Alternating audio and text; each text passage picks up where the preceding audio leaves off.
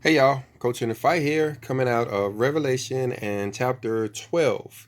As you know, we've been doing several classes on this chapter as we've been getting a lot of new revelations as far as what this scripture is actually telling us. Now, so you can go over and check out some of the classes we did. One of the recent classes we did, talking about the two witnesses and the lawless one. I just realized that I should have included some of these verses in here as well, because I believe that it's also touching on the lawless one, or that one they call the Antichrist, over here in chapter 12, as well as 11 and 13, which we covered in the video, but we didn't touch on chapter 12 at all. So let's jump down here and let's look at some of these. Now, I'm going to start here at verse 5. We have covered the first four verses in another class we did on Revelation chapter 12. I'm probably going to have to create a playlist or something so you can see all of those classes that we've been doing out of this chapter. But let's look here at verse 5. It says, "And she brought forth a man child, who was to rule all nations with a rod of iron, and her child was caught up unto God and to his throne." So now, to understand what's actually going on here, we're going to have to jump over and look at the Third Testament of the Bible. If you haven't done so already, you can go in and you can find a link to this Third Testament in many of our videos, both in audio that you can listen to from YouTube, or a PDF that you could download to your computer. All of that should be in the description. Let me know if I haven't or didn't get around to it. But looking here in verse 53 out of chapter 20 of the Third Testament of the Bible, this explains what it is that's going on over there in Revelation chapter 12 and verse 5. I guess it's verse 1 too as well. You see right there in verse 53 where it's talking about the woman dressed in the sun, a radiant virgin of light, talking about those star constellations in there. We covered this verse in that other one, so I'm not going to touch on it word for word like we usually do. What I want to do is jump down about halfway through verse 54 there, where it's talking about how this woman, that virgin, um, brought forth not a new redeemer, but a world of men who sustain themselves by her love, faith, and humility. This is actually talking about us here and this change that some of us are going through. That's what it means there when it says a world of men who sustain themselves by her love, faith, and humility. This actually occurred back there in 2017. There are many people who are constantly giving their testimony of, some of the events that happened to them in 2017, like they were caught away into that throne that we hear about over there in the book of Revelation. Now, a lot of the confusion back then was people was expecting that to happen materialistically, and nobody really had the idea that it was going to be a spiritual change as it turned out to be. And that's what this verse is describing here. It says, in order to follow the divine footsteps of Christ, the master of all perfection. Yeah, that's what it's actually talking about when it says caught up unto his throne. Verse 55 is talking about her birth pains that she would go through as she was preparing to bring forth this child. But you see there toward the end of verse 55, it says, when the pain has passed, the light will be made in man, and gladness shall fill the spirit of your universal mother. So again, this is pointing to the spiritual change that we have been going through. So when we're reading verse 5, and it's talking about how she brought forth the man-child over here in Revelation chapter 12 to rule all of the nations, it's talking about this different kind of man that's being created. But notice there how it says that her child was caught up unto God and to his throne. Now, again, this actually started back there in 2017 with that Revelation 12 verse 1 sign in the sky. We actually saw verse 1 take place out there in the heavens, and we saw verse 3 as well, all take place in the heavens. So this was actually starting the clock. Now, it did not necessarily start exactly on September the 23rd when we saw those events take place in the constellations, because notice how it says that this child was caught up unto God. This caught up period would have actually taken place during the Feast of Tabernacles. That's what the Feast of Tabernacles is all about. It's kind of a dedication, a temple dedication festival. When you go back to the days of Solomon, that's when the first temple was actually dedicated during the Feast of Tabernacles. And so our third temple was actually dedicated during that Feast of Tabernacles. At least those who actually kept up with that feast, whether it was materialistically or spiritually. With all of my experience in the Word of God, I understand that our spirit can lead us to keep these feasts even when our bodies are unaware of them. But anyway, I'll cover that in another class. I just don't want anybody to actually feel left out, because, when they look back and they say, well, I don't remember the Feast of Tabernacles, but I do remember, significant life changes happening to me in or about the year 2017 when all of this took place. Now, the reason why I want to make that point, that this started at the end of Tabernacles, at the Feast of Tabernacles, because of what we see right here in verse 6, where it says, and the woman fled into the wilderness, where she has a place prepared of God, that they should feed her there 1,263 days. Now, the Bible is extremely accurate, guys. Notice that there is nothing in this verse about 42 months. You only see the 42 months described in when it's over in Revelation chapter 11, and it's talking about the two witnesses. And you also see it in chapter 13 when it's talking about the lawless ones. Like I covered in my last class, it wasn't that Daniel was trying to be fancy by talking about 42 months and talking about 1,260 days. They are different. When he mentions 42 months, he's actually talking about one feast day to one feast day.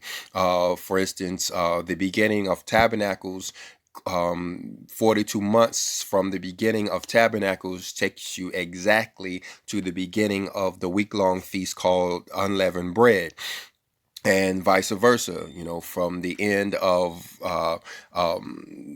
the Feast of Unleavened Bread, if you count 42 months, that's 3.5 years later, you end up exactly at the end of the Feast of Tabernacles. Whereas this 1,260 days is more precise. It's not, taking you from feast day to feast day. It's actually taking you from one date to the other.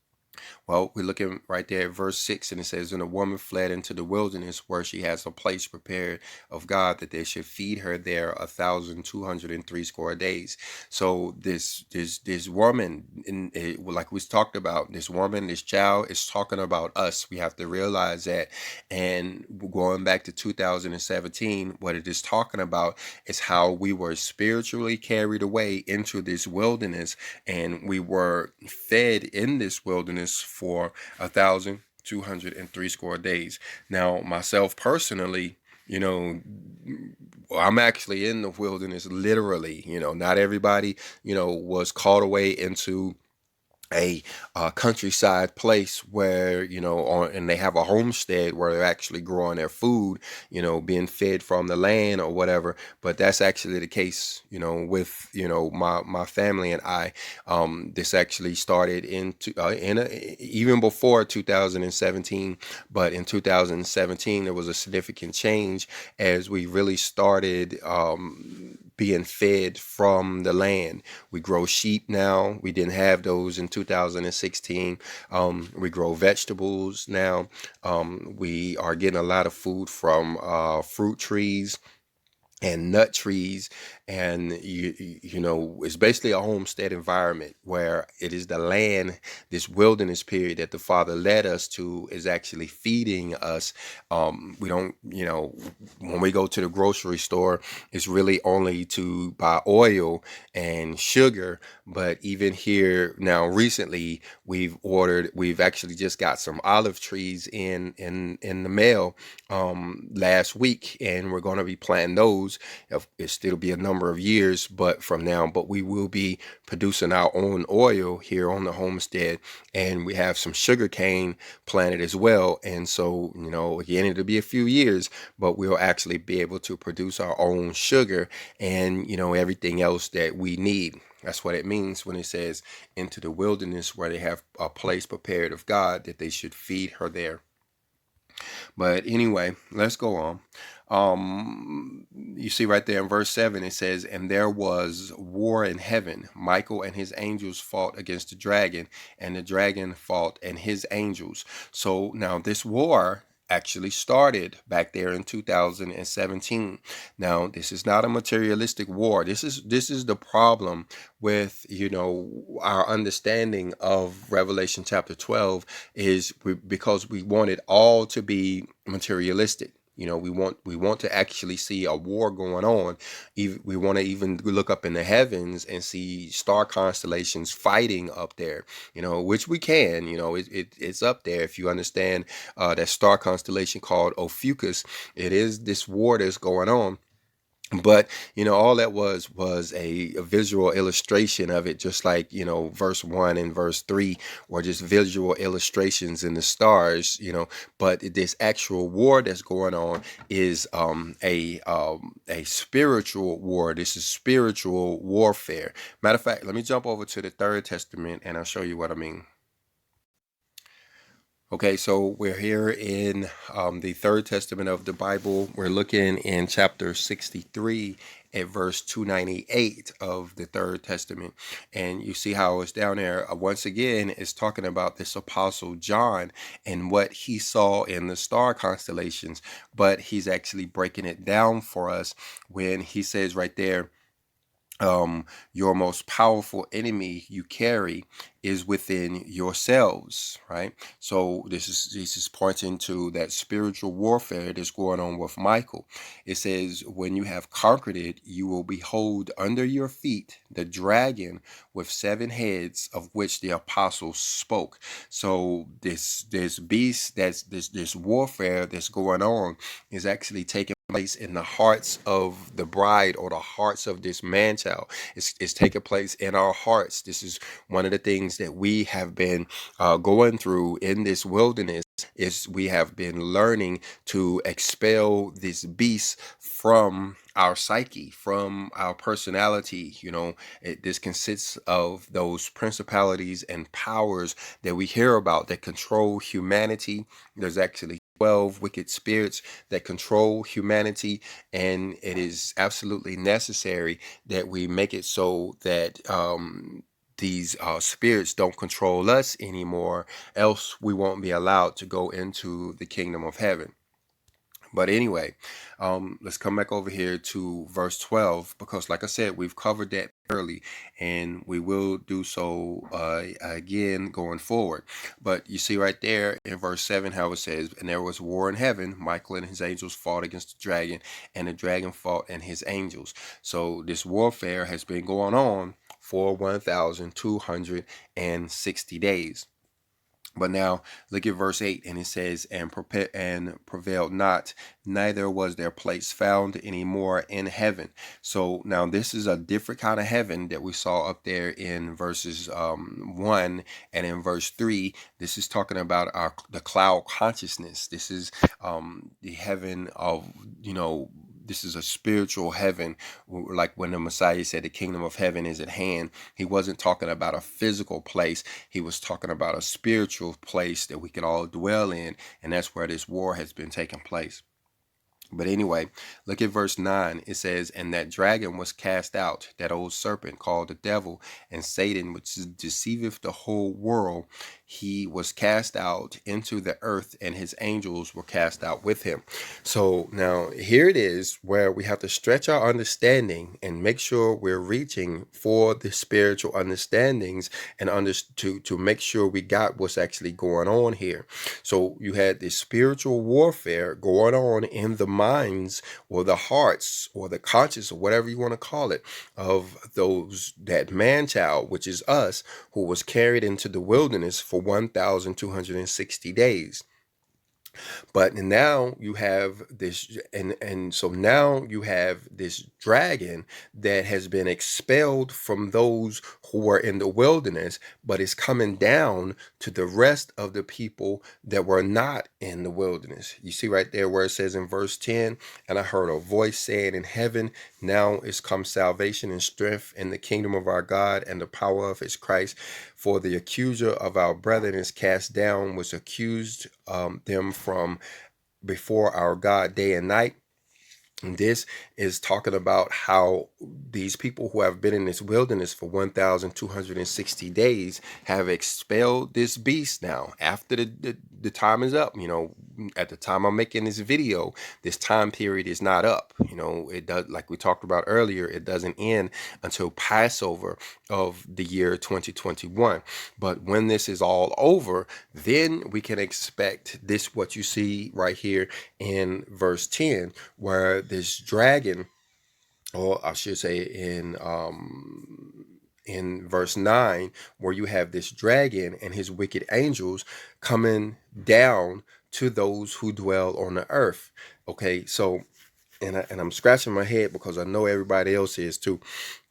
So you have so we have these people that were talked about up here in let's see, where was it, who are in verse 5. You have the people in verse 5 that were called away up until the throne. Those are the people who verse 9 is talking about, or where it's talking about down there where it says the people that dwell in heaven. Of course, these people are still walking around in the flesh, but they are living in the kingdom of heaven. And that's what it means by they who dwell in heaven, is these people who were caught up. And so the people who were not caught up, those people are the people that is referred to when it says that they still dwell on the earth. And then we find in another scripture that when it's talking about those in the sea, is actually talking about the dead people that are deceased. I know that's a bit confusing, but let's hammer it out in the comment section. I can pull you out some verses to show you what I mean here. But I guess I hate to say just take my word for it, because that ain't the kind of channel we are. We try to back up everything we say by way of scripture, but I do understand you're going to have to get spiritually minded when you think about this stuff, or it's not going to make sense at all when it's talking about how this dragon is, what does it say? "And that great dragon was cast out, that old serpent called the devil and Satan, which deceiveth the whole world." This, who is talking about it here, is the lawless one. And we just did a class on the lawless one not a few days ago, where we went into the apocalypse of Elijah and the other scriptures, and got a full understanding of this lawless one. First Thessalonians, we went into the gospel of Nicodemus, we talked about Revelations 13, chasing this lawless one all through scripture. We got a great understanding of who he is and what he is, what it is that he's going to do. But the thing about it, what we're seeing here, is that after this 1,203 score days is when we are expecting to see the appearance of this lawless one. Are you seeing that? You got up here, you got this woman that was in the wilderness all the time battling against this Michael figure. And then after this 1,203 score days was over, was this dragon figure defeated and kicked out of heaven. But then he comes down to the rest of the people who were not caught out into the wilderness. And like we saw when we studied The lawless one is this government type figure that's going to have the support of all of these people as they make war against those that keep the commandments. And then, so let's look at verse 11. It says, "And they overcame him with the blood of the Lamb and by the word of their testimony, and they loved not their lives until the death." Again, this is talking about those who dwell in heaven there. Um, but notice here how it says they overcame him by the blood of the Lamb. Well, you remember that that's what Passover is all about.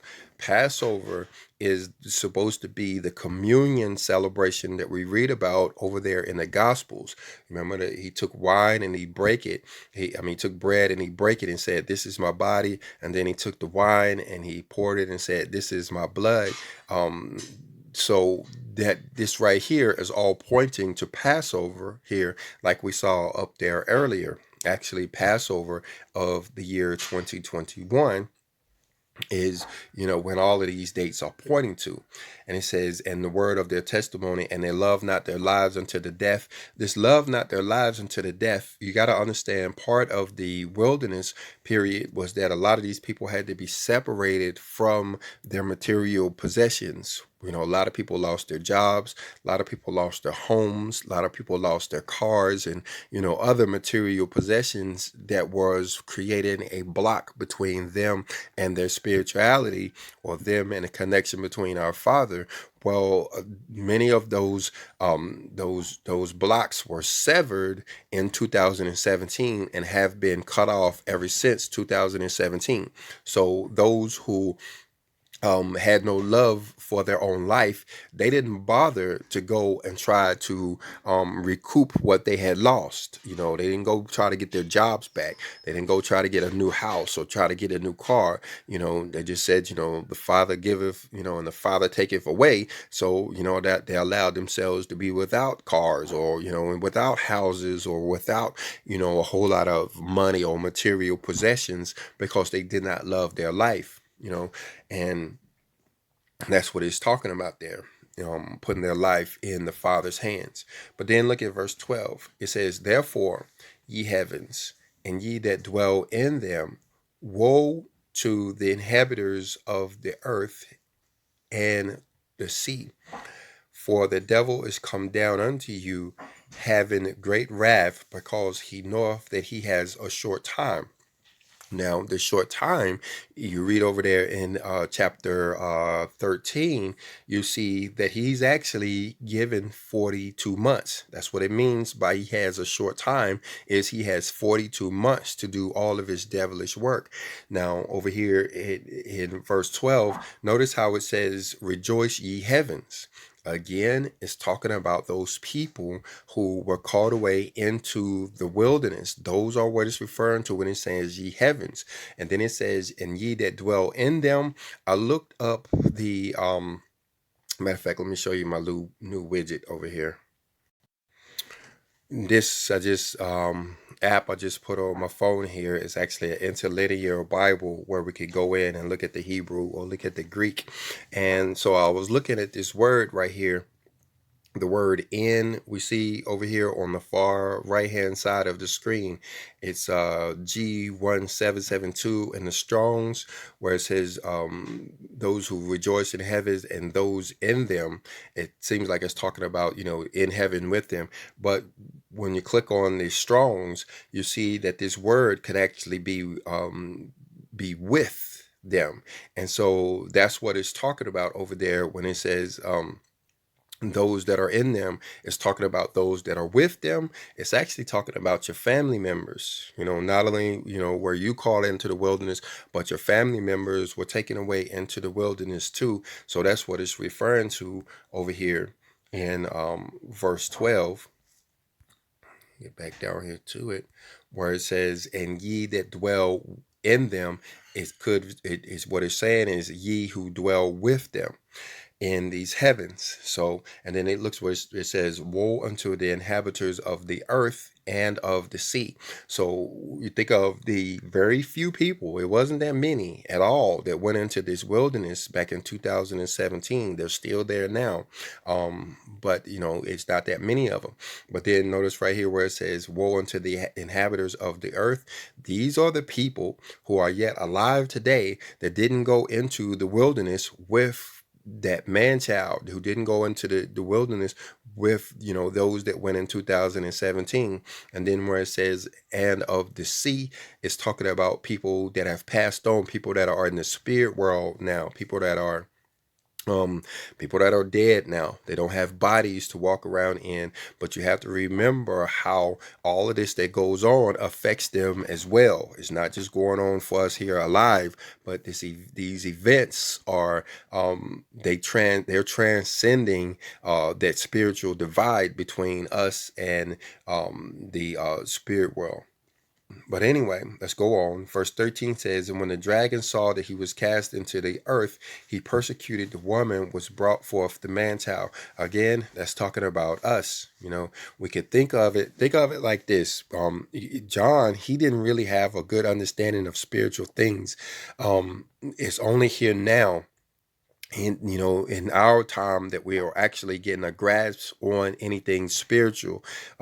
Back then they really didn't have the chance to, like we do today. And so what the Father's is allowing me to understand at this moment is, okay, we are what we can touch. I'm sitting here patting on my chest. We are the woman, but this man child is our spirit, the spirit man inside of us. So it ain't that he's making war against our spirit man, he's making war against us. He's coming after us right there. And you see right there in verse 14, it says, "And the woman were given two wings of a great eagle, that she might fly into the wilderness, into her place, where she is nourished for a time, and half a time from the face of the serpent." So here it is again, that she's going into the wilderness here.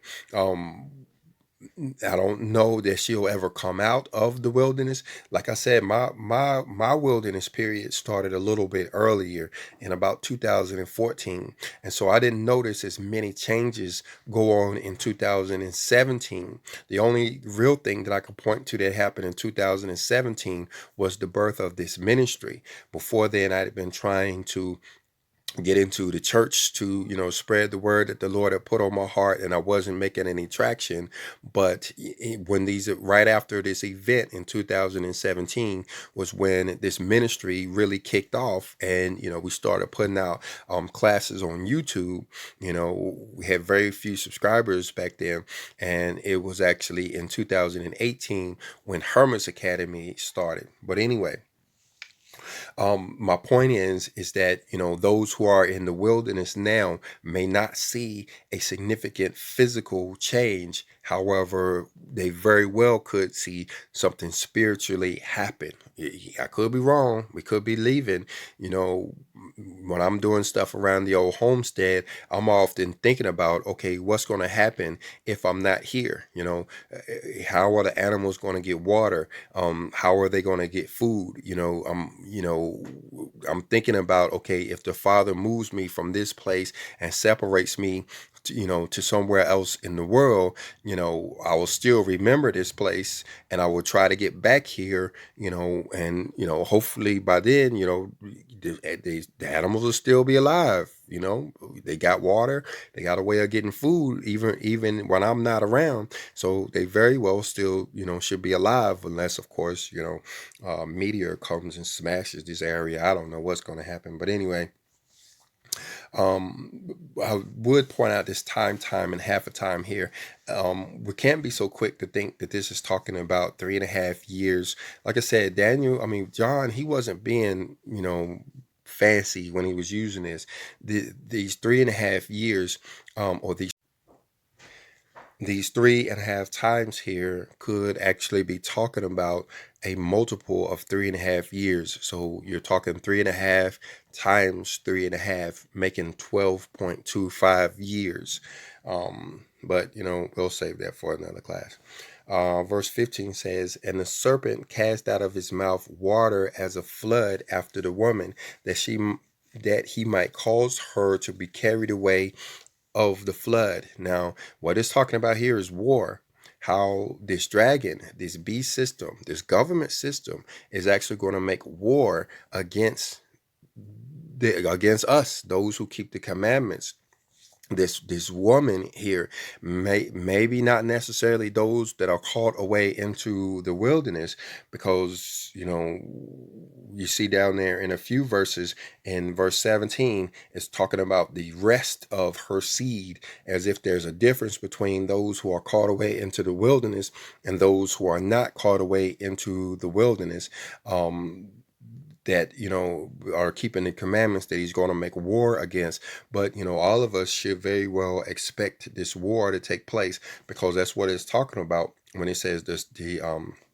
He cast out of his mouth water as a flood after the woman, that she might cause her to be carried away of the flood. This is a huge war that he's talking about. We learn that over in Daniel. When it's talking about a flood, he's talking about war.